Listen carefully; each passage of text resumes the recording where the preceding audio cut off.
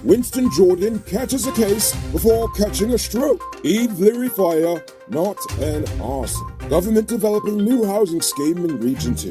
And Exxon FPSO to dump 3.7 million barrels of wastewater per day for the next 20 years.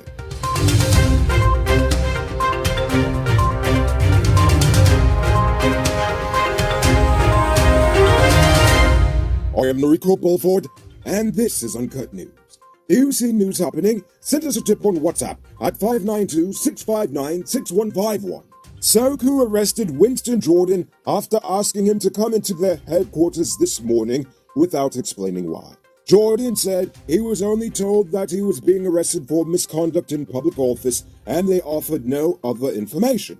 He believes the investigations are part of an effort by the government to shut him up, as he has been highly critical of the government since leaving office. Soon after being arrested, he allegedly began to have heart problems and was escorted by his lawyers to a health center for treatment. Harmon said his party will provide Jordan with the best legal representation they can provide. But for his sake, he better hope it's Nigel Hughes. He can literally help you get away with vehicular manslaughter. Ha-ha! I mean, seriously, if they ever take me in for some free speech thought crime, you already know who I'm calling. GCOM has settled on former Deputy Chief Elections Officer Vishnu Prasad and a former Elections Officer of Jamaica, Leslie Harrow, to be interviewed for the position of Chief Elections Officer. They had originally chosen to move 6 persons to the interview round, but apparently the old folks decided to change their mind. Nevertheless, the interviews are supposed to take place on Monday. Despite the fear-mongering of the Private Sector Commission and Minister Benface, the fire at Eve Leary is not an act of political arson. Instead, the firefighters may have another menace to blame, and that menace is GPL. Preliminary investigations point to the fire being electrical in nature. Investigators also noted that people had previously expressed concerns about overloading the electrical circuits of the decades-old wooden building, which is honestly a reasonable concern, seeing as so many homes are burnt down in this nation because of electrical fires in old wooden buildings. Kanu is convinced that the container of coke and rum the Dutch port authorities busted was tampered with after it left Guyana. According to them, the shipment made 2 stops for several days before reaching the port of Rotterdam in the Netherlands. As expected, James Singh is singing the same old song he always does. We didn't see anything. That coke was not there when it left the country. Starting to get really old by now. Now it's time to tell you about Best Buy's car of the day. Currently on sale is this 2011 Subaru Forester Xt. It comes with all-wheel drive, driving modes, Bluetooth, mud rims, new tires, TV, CD, stereo, reverse camera, rear spoiler, and much, much more.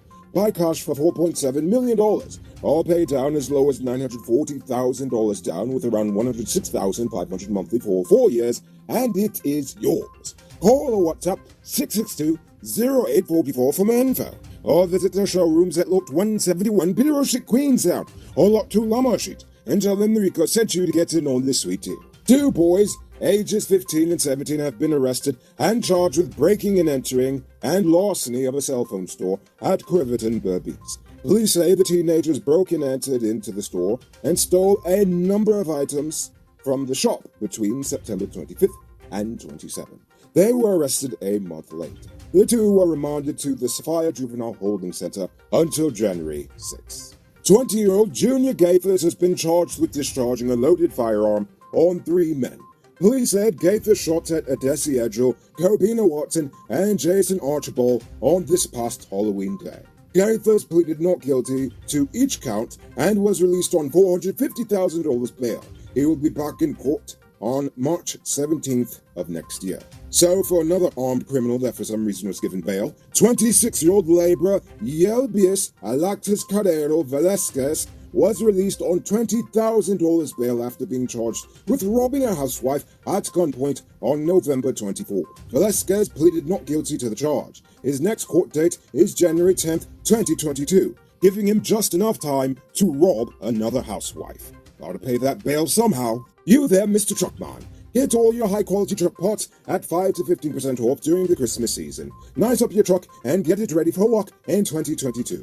Visit Powered Automotive Truck Spares and Engine Parts at 1161 EE Eccles. They are the biggest truck parts store in Guyana, with a wide variety of parts and exceptional customer service. Call or WhatsApp 6970171.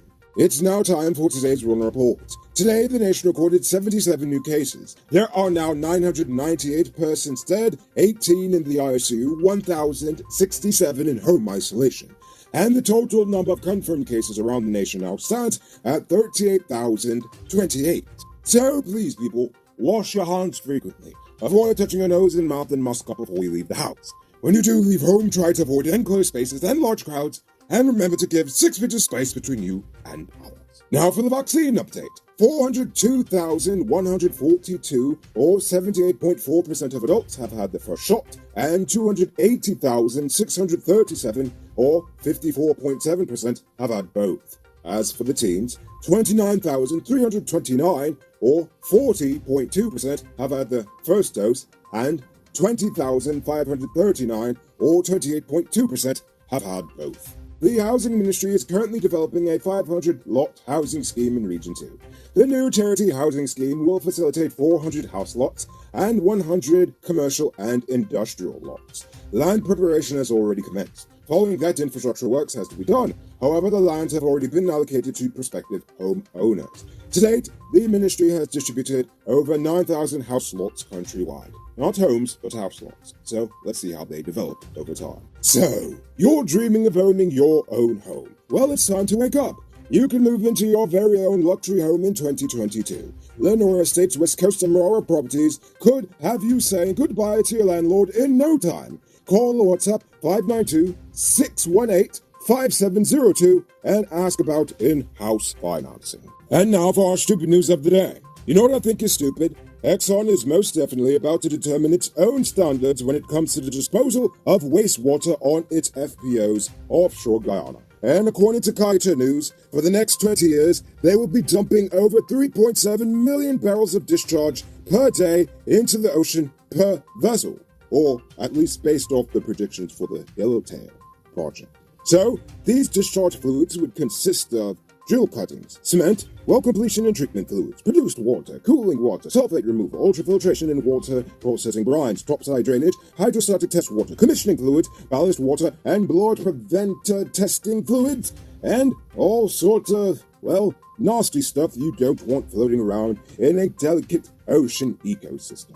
Exxon was keen to note that since Ghana has no specific legislation or regulation governing the foregoing of oil waste, it has moved ahead with putting together a collage of standards it selected from around the world, which would be considered for inclusion in its environmental permit for the project. But it then assured the nation that it shouldn't worry since the standards it selected are in keeping with international best practices. But, to be honest, I wouldn't even trust that. Honestly, I wouldn't trust Exxon as far as I can throw them. And as you can see from my arms, it's not very far. Ha-ha! But even though requests to legislate the industry came even before the drilling began almost 2 years ago, neither APNU nor the PPP has made such oil laws, meaning that Exxon had no other choice but to make up their own rules. And seeing as the government is expected to sign off on Exxon's permit for Yellowtail, it seems like they are going to continue the status quo into the next project as well. We need to press our leaders to actually form such legislation and get the people involved in the process of actually regulating the industry. Otherwise, more foreign oil companies will take advantage of our lack of oil laws. And if you ask me, that is pretty stupid. Moving on to Uncut News Views Poll Question of the Day. Every day we pose a question about current events in Guyana, the region, the diaspora, and how you feel it relates to us. So you give your responses in the comments and we'll read the best ones in the following episode. Yesterday's question was about the government's HIV campaign. How can it be improved? Laura M. Ipsum says, if they could lower the amount of homophobia in society, it would be transformative in all sectors, not just health. Maybe. Dhanraj Mohan says, they should better educate the public about the transmission of HIV virus and more awareness about safety and well-being in Guyanese. Teach the children not to indulge in negative activities but think before you act. Life is precious and a gift from the Almighty to protect and respect. Well, while it's not very specific, it's still a nice answer. So, before we get to tonight's question, are you still using a Mongo pelter by choice, or you simply can't afford a new cell phone? Well, good news for you. Digicel is slashing prices in half on the Samsung A3, the DL3 Pro, and Pro Plus this Christmas. Upgrade to a brand new smartphone for just $9,750 at any Cellular Plus Digicel store. This also includes a free 1-month Prime Bundle data plan. Pro tip, smartphones make great presents. So for tonight's question, do you think this whole Winston Jordan arrest thing will actually lead to a conviction, or will it blow over like every other case involving politicians before him? Think about that question to us in the comments below. If your response is good enough, we just might feature it in our next episode. Anyway, that's all the time we have for tonight, and check us out tomorrow for another. Until then, I'm Rico Bulford saying good night, folks.